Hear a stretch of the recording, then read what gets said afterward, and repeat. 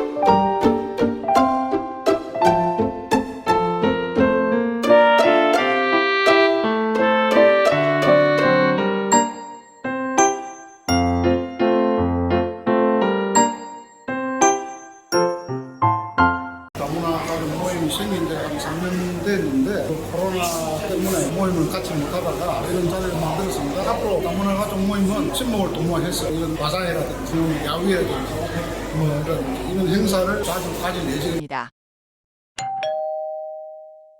미얀마 국가관리위원회는 군 사령부 및 미얀마 중앙은행 주요 인사의 대대적인 인사 개편을 단행하였습니다.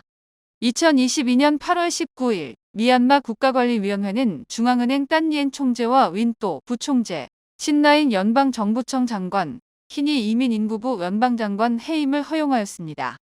미얀마 중앙은행 총재와 부총재는 지난 몇 달간 미얀마 외환 제재 정책과 말도 안 되는 시도를 주도해왔던 주요 인사로 미얀마 금융과 짝같이는 바닥을 치게 만들었습니다. 이에 대한 책임을 진 희생양인지 잦은 사퇴인지는 확실치 않지만 국가관리위원회는 새로운 인물을 물색한 것으로 보입니다. 이에 미얀마 중앙은행 딴딴시 부총재를 총재로 임명하였습니다. 부총재는 지난 4월 암살 시도에도 극적으로 살아남은 인물로서 이런 생명의 위협 속에서도 다시 정상적으로 대외 활동을 하는 모습을 보이며 국가관리위원회에서도 이에 대한 보상을 해주는 듯한 느낌을 주고 있습니다. 군 사령부에서도 대대적인 인사 개편이 있었습니다. 국방부 회계부 국장 직책은 윈또에서 쪼민라잉으로 교체되었습니다. 신임 국장은 깐보자 그룹 아웅코인 회장의 처남이라는 보도도 있었습니다. 그 외에도 미얀마 이민인구부와 대외투자관계부, 상무부 장관, 감사부의 수장을 교체하였습니다. 키니 이민인구부 장관과 연방정부 사무실 친라잉 장관 모두 사임 처리가 되었습니다.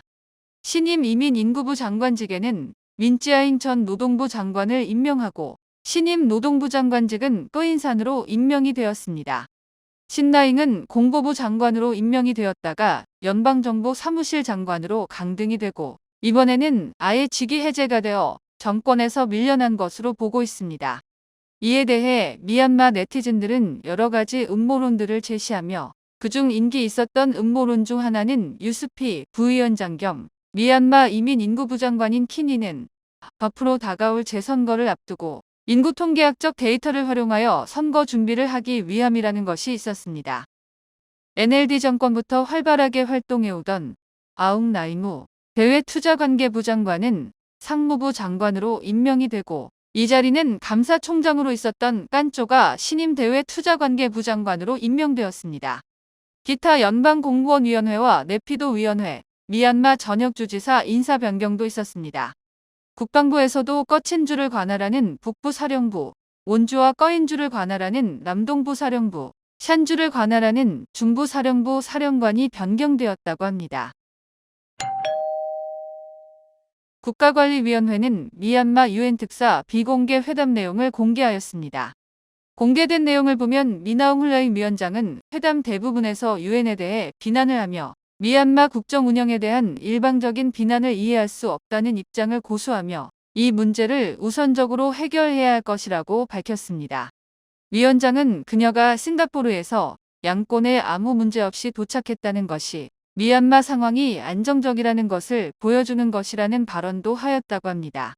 미얀마 유엔 특사의 아웅산 수치 전 국가고문과 션터넬 호주인 경제고문의 석방 요청에 대해선 전 국가고문에 대해 더 강한 조치를 취할 수 있지만 특혜를 준다는 식으로 답변을 하였습니다. 회담 이후 국영TV 방송에서는 아웅산 수치 전 국가고문을 가택연금으로 변경하는 것에 대해 검토 중이라고 밝히기도 하였습니다. 션터넬 호주인 경제고문의 경우 호주 정부가 긍정적인 조치를 취한다면 국가관리위원회에선 강한 조치를 취할 필요가 없다고 발언을 하면서 호주 정부와 협상을 하기 위한 정치적 인질인 것임을 보여주고 있습니다.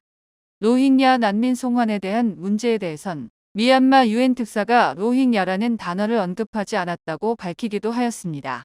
위원장은 이에 대한 답변으로 국가 비상사태 이후 약 700명의 로힝야족을 송환할 것이라고 밝힌 바 있지만 합의된 확인 문서를 제공받지 못해 늦어지고 있다는 변명만 하였습니다.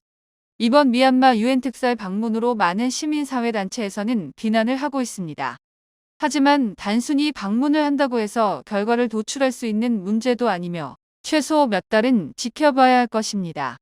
이번 회담에서 가시적인 효과가 있을 것으로 기대하는 것은 션터넬의 석방 가능성이며 미나옹 훌라잉 위원장은 정치범 석방, 방화 중단 등의 요구에 대해 적극적인 동의를 하지 않았고 아웅산 수치 전 국가고문과의 면담 요청도 여전히 힘들어 보이며 만난다고 할지라도 근본적인 갈등의 원인을 해결하는 데는 아무런 도움이 되지 않을 것으로 보입니다.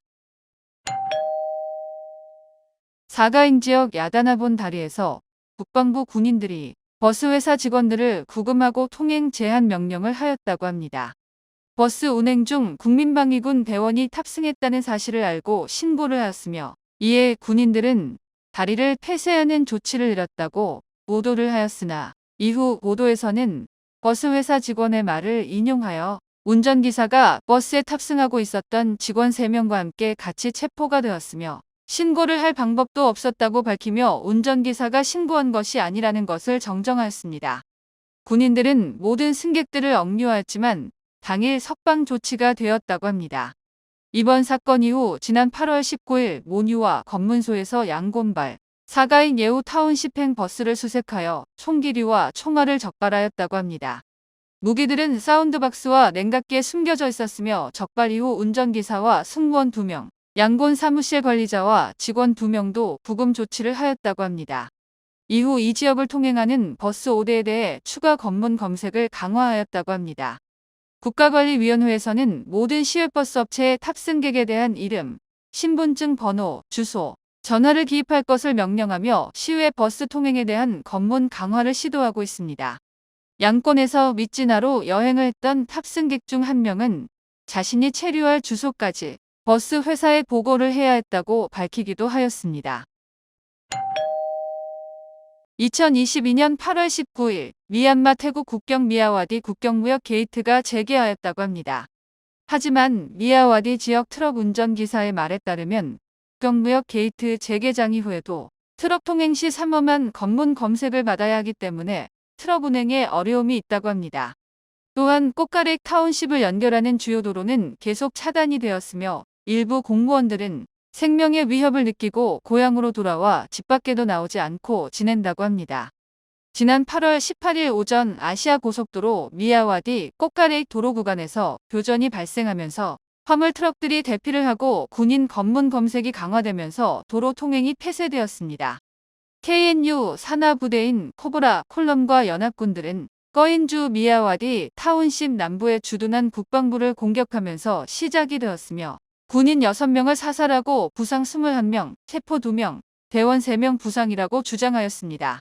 미얀마 국방일보에서는 도로 구간에서 화물 트럭이 공격을 받고 꽃가래 타운십 송전탑 2개가 폭파되어 일대 전력 공급이 원활하지 않을 수 있다고 밝히기도 하였습니다.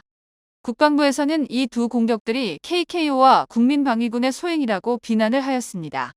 KKO는 최근 KNU와 협력하기로 한 디모크레틱 카렌 베네보렌트 아미의 정치단체로 꽃가래 타운십 교전과 연루되어 있다는 소문이 나오고 있습니다.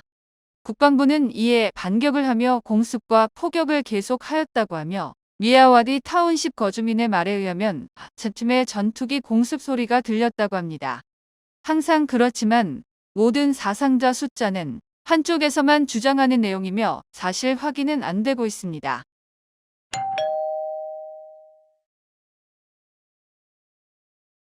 양곤 인세인 타운십 더니곤 도매시장 운영사인 미얀마 에그로 익스체인지 퍼블릭은 양권증권거래소 상장 마무리 단계를 준비하고 있다고 밝혔습니다. CEO 위나웅은 2020년 21년 회계연도부터 상장 준비를 시작하고 2022년 4월에는 최종 단계 작업을 시작하였으며 2022년 말까지 상장하는 것을 목표로 하고 있다고 설명하였습니다. 현재 국제증권 전문가 및 법률 자문가들과 협의를 하며 상장 마무리 단계라고 합니다. 2015년 설립된 미얀마 에그로 익스체인지 퍼블릭은 2018년부터 양권도시개발위원회와 함께 더니곤 도매시장을 운영하고 있습니다.